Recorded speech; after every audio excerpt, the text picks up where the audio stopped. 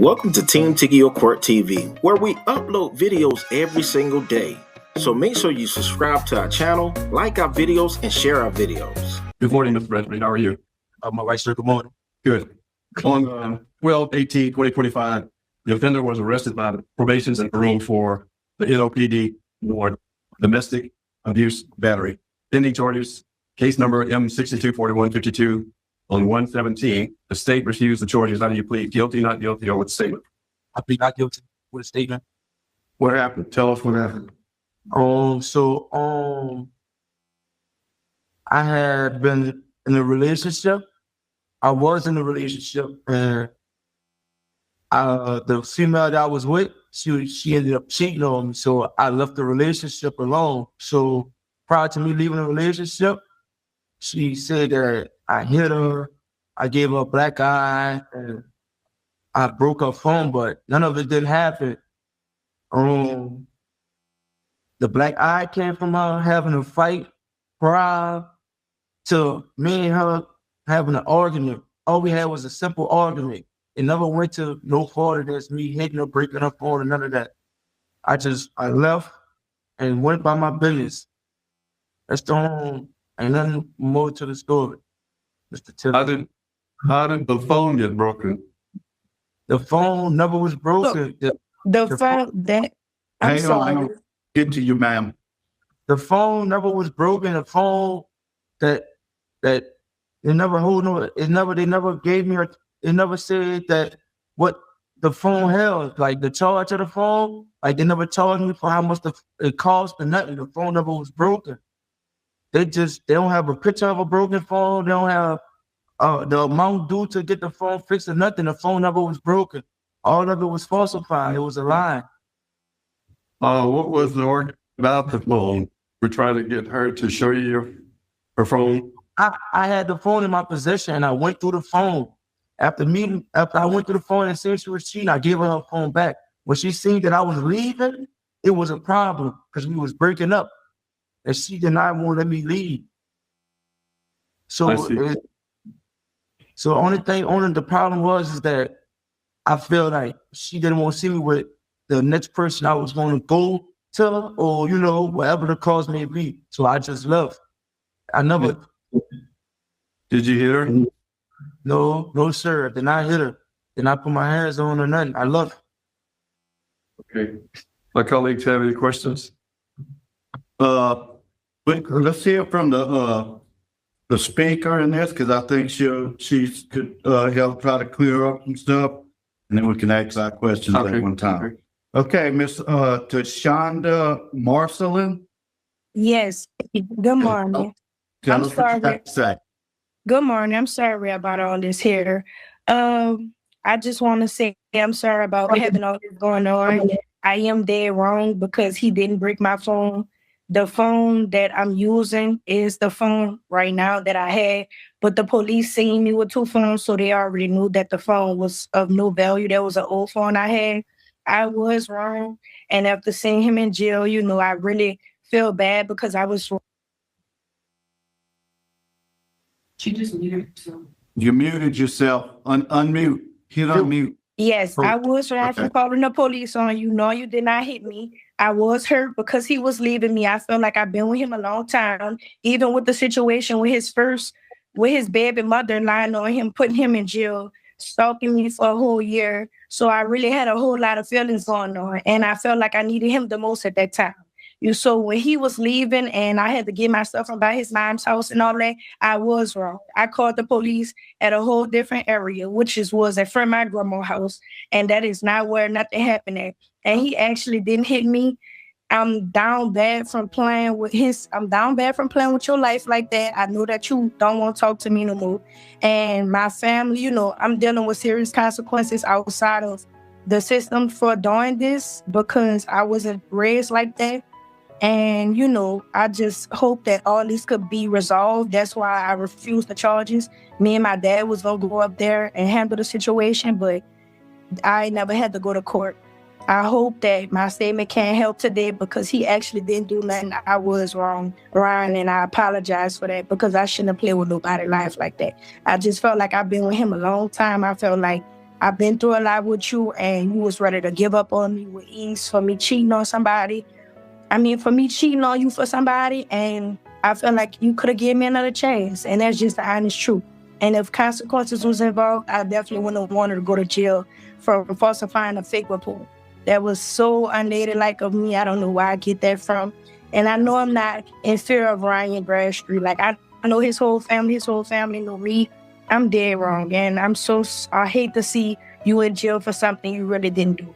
And for us, the black eye, I really did have a fight in front of Dollar General with a 40-year-old. Okay, let me ask you this. Why tell the officers the victim mentioned her boyfriend normally has a gun? Okay, I was wrong because his baby mama said the same thing. I was trying to put him in a bad situation. I knew what I was doing. I didn't have the right intentions. And when I did that, trust me, I'm dealing with problems every day for that. I literally lost everything at this moment. Like, I don't even have a job no more because my karma came back on me. I know that he didn't harm me or hurt me. And okay, we got that. Anybody else got any questions? Have the police file charges on you for filing a police report yet? No. But my mother said that can't happen. So I was just hoping and praying. That's why I was scared for the whole situation, because I was wrong. I didn't have to do that like that at all, period. And Positively can happen. Yes. The crime what you did, what you're confessing to right now. Mm-hmm. You need to make sure you don't ever do that again. I would never do that again, sir. I'm sorry about that. Like, I play with someone's life, and in the midst of it, I play with my own, and that is not right. Nobody deserves this. All right. And I'm smart, and I know better for doing that. Anybody has questions for her? I have no further questions for the victim. I have no further questions. I got a question for him. Okay. I see a note in your file that says this is the second arrest for domestic battery charge in 2025, and that the previous charge involved a firearm also, and that the board reprimanded you for that charge and gave you a break. Was she the same victim in that case? No. Another one? That was my baby mama falsified the report on me too. She wrote a letter and let them know that I did not do none of the things that she said I did. And Your Honor, I'm wrong because I was literally trying to be down with her and do the same thing. I didn't have the right to do that. I didn't. Yeah. What's your baby mama's name? Oh, Hatcher? yes. And that charge, she came forward and said she filed a false police report just like this. Yeah. And they dropped the charges on you for that one too? Yes, sir. All right, I have one more question. Violation number 10. Defendant currently owes $662. What's your plea on that, guilty or not guilty?